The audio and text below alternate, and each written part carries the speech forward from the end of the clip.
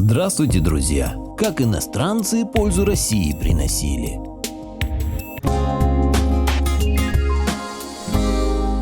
Благодарю всех, кто подписался на мой канал и смотрит мои видео. Ссылка на статью в описании. Автор статьи Константин Кудряшов.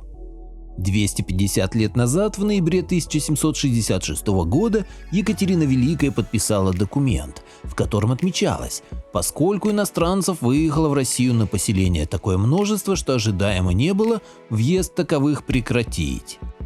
Сейчас, когда активно обсуждается закон о российской нации, когда снова поднят вопрос, кто и как в эту нацию может влиться, исторические прецеденты могут сыграть значительную роль. В частности, тот самый указ Екатерины Великой. Он кажется категорическим запретом. Однако его цитирование можно продолжить, и тогда выяснится, что взгляд на ситуацию был принципиально иным. Въезд прекратить, пока все въехавшие в работу не вступят и собственного пропитания иметь не будут. Мы подобрали несколько примеров самых значительных волн европейских миграций в Россию. Каждая из них внесла серьезную лепту в формирование русской культуры, науки, военного дела, да и просто привела, по словам той же Екатерины, к умножению населения и благополучия нашей империи. Итальянцы. 15-16 век. Чужестранцам свободно разрешено въезжать в страну, их принимают и осыпают милостями. Итальянцев же прежде всех уважают и любят, писал путешественник Франческо де Колло в 1518 году. Святая правда. Италия в те времена самая развитая и самая культурная страна Европы. За итальянских специалистов в прямом смысле дрались. Мастеров перекупали, сманивали, сулили золотые горы. И они были весьма разборчивы, абы куда они ехали. Так что Московская Русь, куда в 15 столетии хлынула волна итальянцев, в этом общеевропейском сражении за специалистов выглядит явным лидером. Хотя бы по той причине, что к нам явились мастера высшей лиги. Именно Аристотеля Фиораванти и Пьетро Салари можно найти в итальянских учебниках, где они стоят в одном ряду с Леонардо да Винчи. Результат их деятельности известен всему и каждому. Это Московский Кремль. Их громкие имена заслоняют в нашем сознании других итальянцев, однако их заслуги не меньше. Так еще в середине XIV века некий литейщик, мастер Борис Римлянин, отлил колокол для Софийского собора в Новгороде и еще 5 для московских храмов. В 15 веке список профессионалов расширяется многократно. Златокузнец-ювелир Христофор, стенных дел мастер-инженер Руфо, органный игрец-музыкант Джованни, кузнечного дела хитрец Павлин. Кстати, последний, Пауло де Боссо, превращенный русскими в Павлина де Боссиса, отлил первую царь-пушку калибром 550 мм еще в 1488 году. Другой же, Яков Фрязин, главный монетчик князя Ивана III, с гордостью писал в родной Милан: «Я работаю у самого белого императора, и потому имею возможность ходить в собольих мехах». Но даже тот, кто был скромным чиновником или даже слугой, имел в России шанс прославиться в детях и внуках. Скажем, муж Фряжский, прехитрый Захар Тютчев, вряд ли бы предполагал, что его потомок Федор Тютчев станет знаменитым русским поэтом. А переводчик-толмач Афанасий Чичерини, что его прозвище станет фамилией революционера и советского дипломата Георгия Чичерина. Англичане и шотландцы, 17 век. В поучении князя Владимира Мономаха можно найти скорбную запись: «Георгиева мати умре». Произошло это в 1107 году.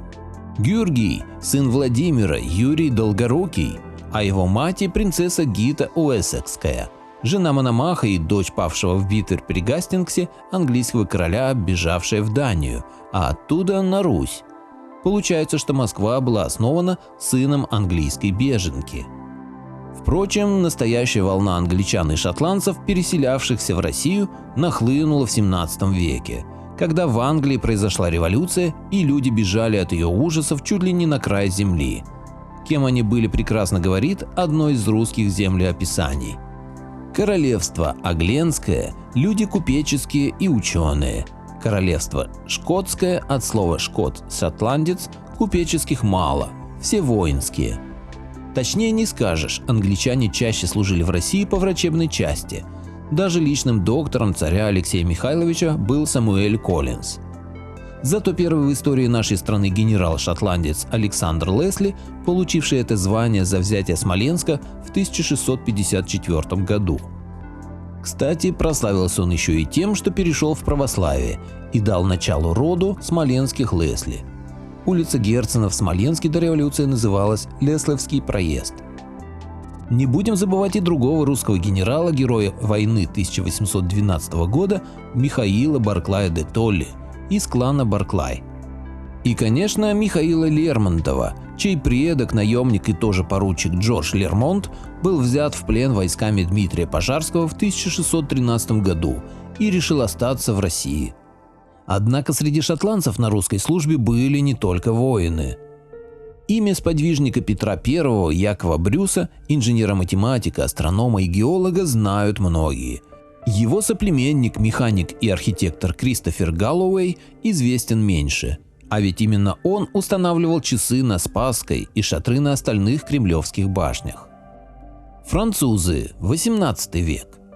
Во время Великой Французской революции 1789 года случился настоящий исход.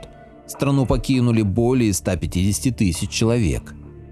Бежали, спасаясь куда угодно, но вышло так, что далекая холодная Россия заняла второе место по числу принятых французских эмигрантов – больше 15 тысяч. Первое заняла Англия – 25 тысяч человек. Причина проста. Государства, пограничные с Францией, всерьез опасались, что покровительство эмигрантам навлечет гнев молодой республики. Россия, огромная, сильная и богатая, равнодушно относилась и к угрозам революционеров, и к количеству мигрантов. Но судьба последних была разной. Русский мемуарист Филипп Вигель, кстати, швед по происхождению, отмечал: не было у нас для французов середины, они становились или учителями, или придворными вельможами. Скоро в самых отдаленных губерниях самый небогатый помещик начал иметь своего маркиза. В целом так, но была часть французов, которых участь сия миновала. Так Арман Эммануэль Ришелье, потомок того самого кардинала из трех мушкетеров, под началом Суворова пошел добровольцем штурмовать Измаил. Был принят в русскую армию и остался в нашей истории как строитель и первый градоначальник Одессы. Немцы, 17-18 век. Немцы всегда были нашими соседями, а потому их переселения случались гораздо чаще, чем у остальных. Так никто из других европейских народов не сможет похвалиться, что дал русской земле святого. А вот из немцев вышло целых два. Прокопий Устюжский, уроженец Любека, в 13 веке, и Исидор Ростовский из Бранденбурга в 15 веке. Причем оба прославились как юродивые, а Исидор вообще пришел из Германии в Ростов пешком.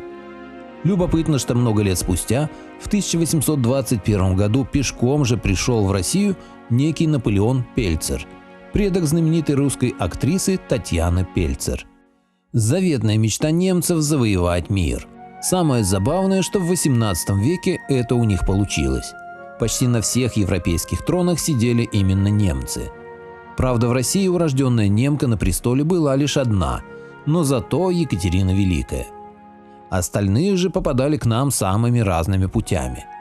Скажем, предок русского драматурга Дениса фон Визена, Брент Вальдемар фон Виссен, был взят в плен еще при Иване Грозном.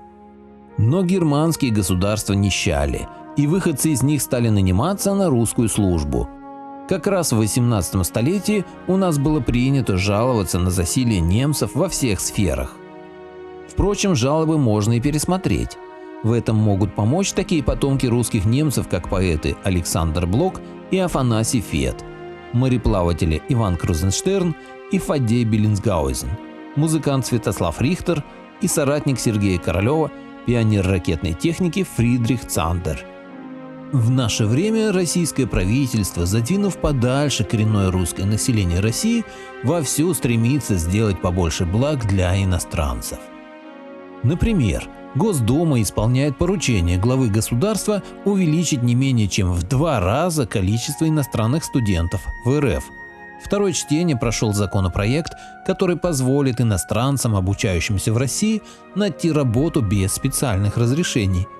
Законопроект касается иностранцев, которые учатся на очной форме в российских образовательных учреждениях, имеющих госаккредитацию. Они получат право на трудоустройство без лишней бюрократии. В то время как россияне не имеют возможности получать высшее образование за счет бюджета, в России уже открылась официальная регистрация иностранцев в информационной системе для участия в отборе на обучение в России на 2020-2021 год. Теперь иностранные граждане и соотечественники, которые проживают за рубежом и хотят учиться в России за счет федерального бюджета, могут направлять свои документы в представительство Россотрудничества. А россияне могут и без образования обойтись. Хочу напомнить, что мое мнение не всегда совпадает с мнением автора статьи. Автор статьи – Константин Кудряшов. Поделитесь моим видео в соцсетях с родными, друзьями и знакомыми. Люди имеют право знать все точки зрения. Всем спасибо за внимание, буду рад вас видеть на своем канале снова.